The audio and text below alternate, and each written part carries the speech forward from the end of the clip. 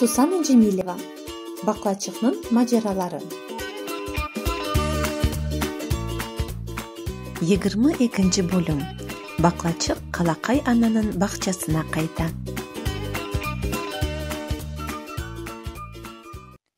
Бири-биринден олуп кечкен соңсуз бул вакыялардан соңра эр шей сакинмеген киби болду.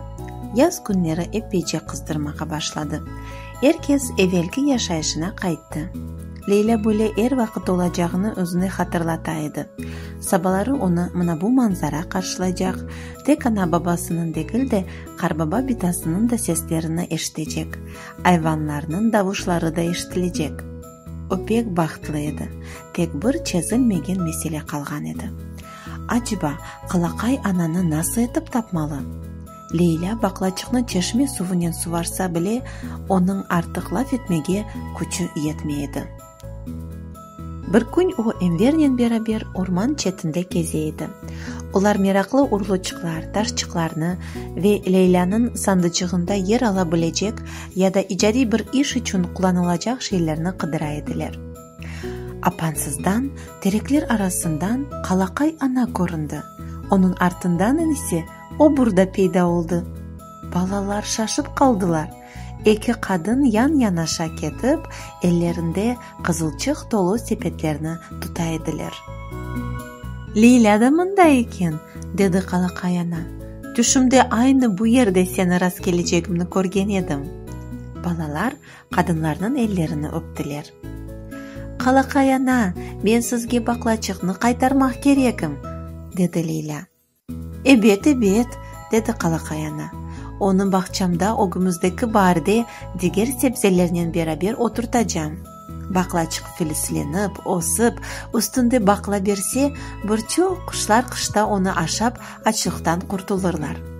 О фарклы бир баклачыктыр. О эр бир кушну тойдура билер. Балалар агызларыны ачып динлейдилер. Баклачык белге берси киби истеклерини керчеклештирип боламас, амма файда кетирмеге девам этечек. Лейла Венвер, сиз эр шейни кереги киби бек жакшы бечирдиңиз. Сиз кичик жашыңызга бакмадан бек месулияттүү болгонуңузду көстөрдүңүз. Арзуларыңыз керчеклешти, амма эң эсасы эр вакыт вижданыңызга көрө аракет этмек, өз күчлөрүнө инанмак керек болгонуну огрендиңиз, деп лафыны битирди Калакай ана. Баклачык тезден тылсымлы битайнын оглугундеки терен жебинде ер алды. Обур исе балаларга озун агышлаган ялуучуклар багышлап, оңа хайырлы ишлер япмакны хатırlaтканлары, татасынен барыштырганлары үчүн балаларга миннетдарлык билдирди. Бираздан кадынлар кеттилер.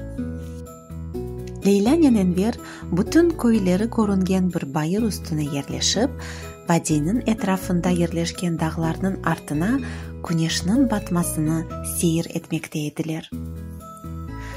Баклачык артык акрабаларына кавушты, кокус кечирип, деди Лейла. О бизге унутулмажак мажаралар багышлады. Лейла, унутма ки, биз Кырымда жашайбыз. Бу не демек билесиңби?